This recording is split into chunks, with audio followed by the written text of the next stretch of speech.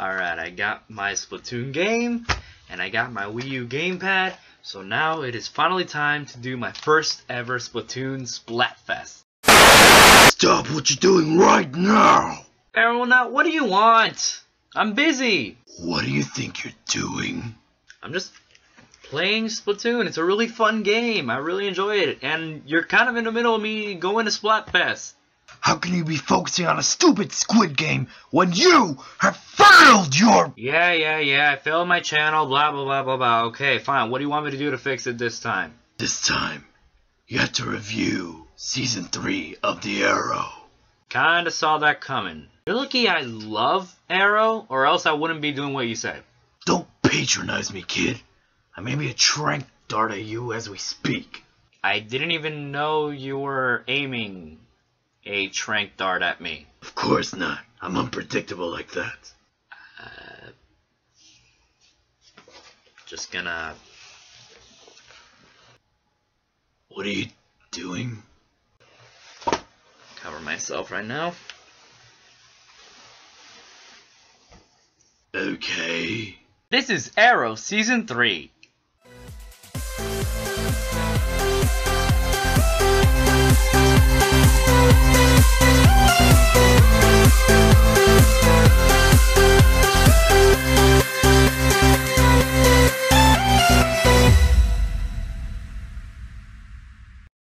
So we start off Season 3 a little while after the events of Season 2. Team Arrow has helped make the city safe, Lance made a statue to commemorate the Arrow, Oliver and Felicity are together, and Roy is now the Arsenal.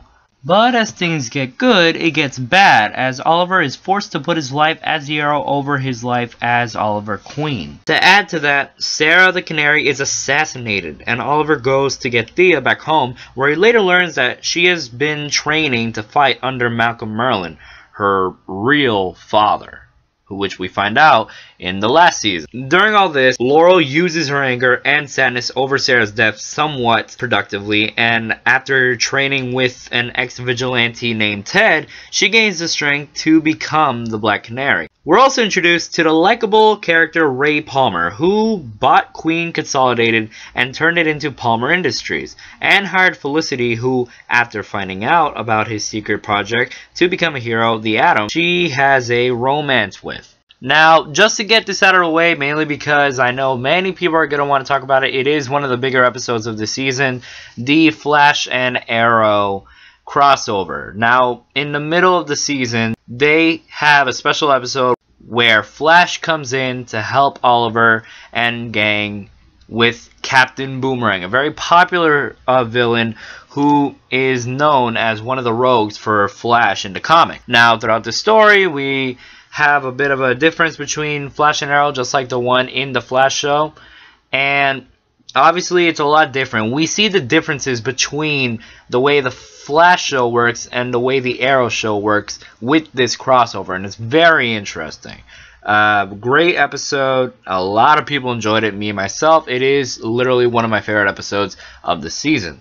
What I enjoy and find very interesting about the crossover aspect of the Arrow universe is how we clearly get to see the differences between the two shows, like I just said, where Flash is more lighthearted and powers and stuff, while Arrow is more kind of like a brooding, dark kind of show where he goes after street level villains, and that's something very interesting that I enjoy in this crossover. Moving along, the flashbacks takes us to Hong Kong, where Oliver lives with Masao and his family, which includes his wife Tetsu, who would later be called Katana. Funny enough, she's actually going to appear in the upcoming Suicide Squad movie.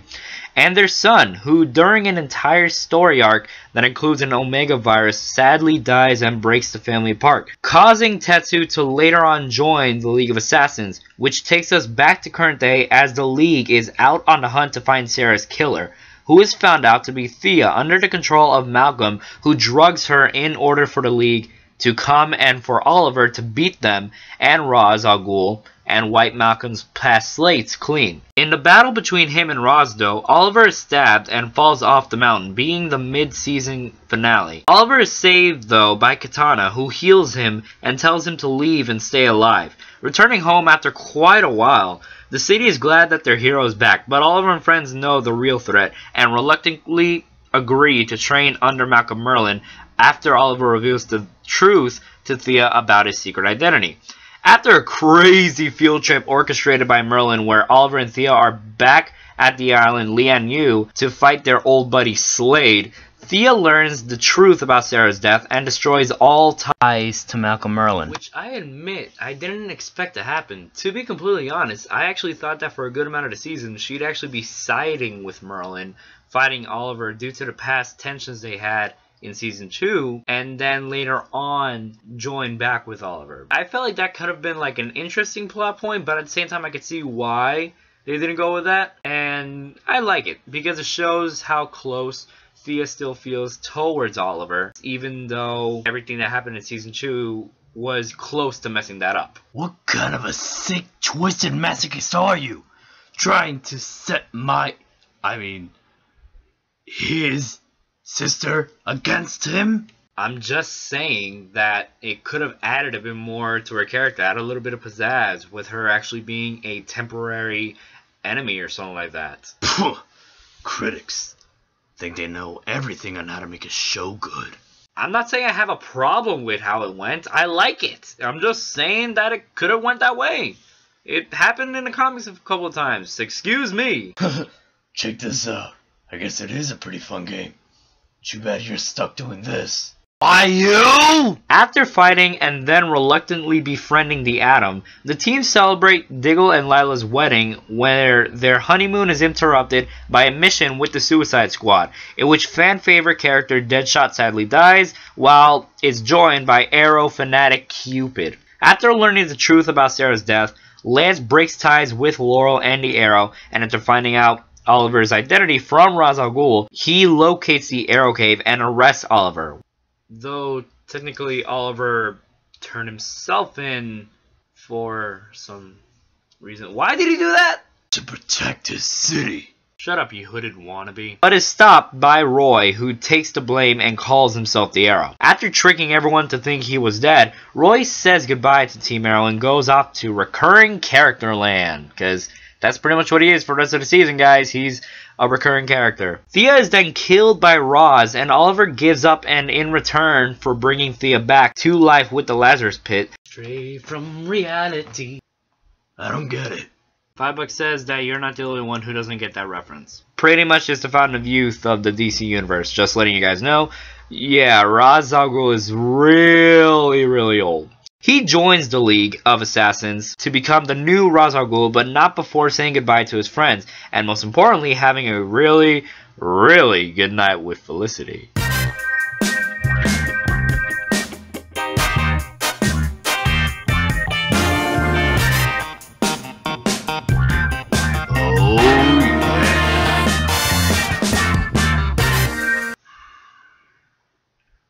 Why do I hang out with you again? Soon after joining the League, Oliver is now the antagonist of the show, fighting his friends and even kidnapping Diggle's wife, which destroys Diggle's complete trust in him. They save her though after getting some unexpected help from Thea after visiting and sleeping with Roy and being entrusted with his Red Arrow costume. This right here is a very interesting twist due to the fact that it's like we had the protagonist of the show now being the antagonist.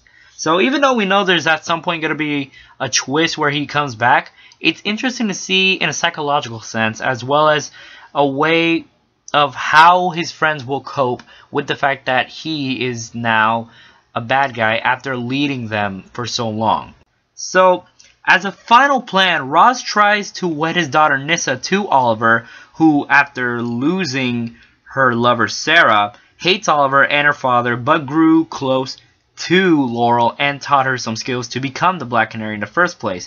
And he, as Roz, wants the League to spread the Omega virus from Hong Kong flashbacks to destroy Starling City, which in the end leads to Oliver showing his true motives, and with Nyssa and Team Arrow's help, stops the League's plan and in a final confrontation, kills Ra's al Ghul thanks to some unexpected help from Lance. Merlin becomes the new Roz, Oliver loses his friendship with Diggle, Thea is now Speedy, Ray Palmer is believed to be dead, and Oliver and Felicity drive off to Ivy Town to live a happy life together, making every Felicity shipper scream and celebrate across the street. Until called back to action for Arrow Season 4. Awesome first episode, by the way. So that was Arrow Season 3.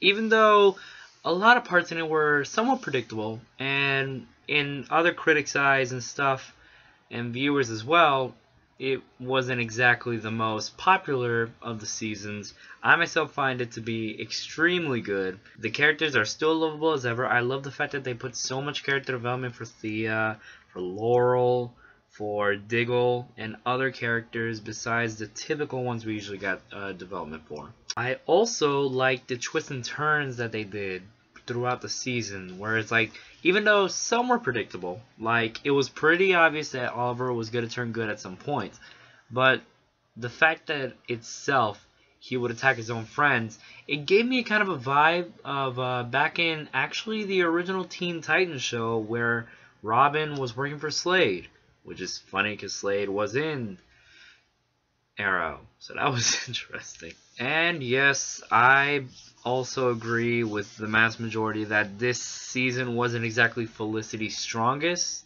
in a sense, as characters go. She was still a great character, but she was pretty much the crying girl throughout the entire season, and it's like, we still love you, but, you know, we know you're tougher than this and stuff. But in the end, it was still a great season. I enjoyed every bit of it. There was no part that I complained or anything. I literally, legitimately enjoyed it. There. See, don't you feel a bit more accomplished? Honestly, yeah. I mean, it was still forced upon me, but I honestly enjoyed seeing the season. It reminded me a lot of the good stuff and the flaws within the show, and it's a show that I really love. So, yeah, I guess, in a way, thank you. Good. I'm glad you learned your lesson. Yeah, it just gets me really pumped up for the season review that I'm doing for Flash next. Excuse me?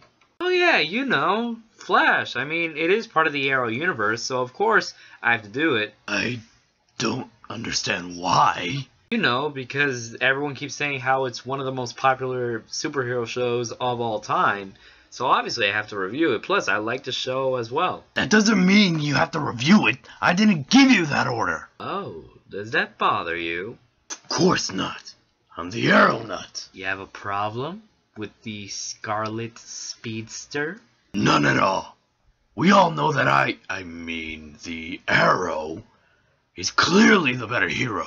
Well, my dear Arrow Nuts, you shall be glad to know then, if you really don't have a problem, you're doing the review with me. What? You don't expect me to actually watch the show, do you? Why, Arrow Nut, of course I expect you to see it. Why wouldn't you? You've been making me watch all of this. It's only fair that I make you watch Flash. I will kill you! So, while I prepare us for Season 1 of Flash, how about you like, comment, and subscribe? And question of the day, what did you like about Season 3 of Arrow? What did you not like?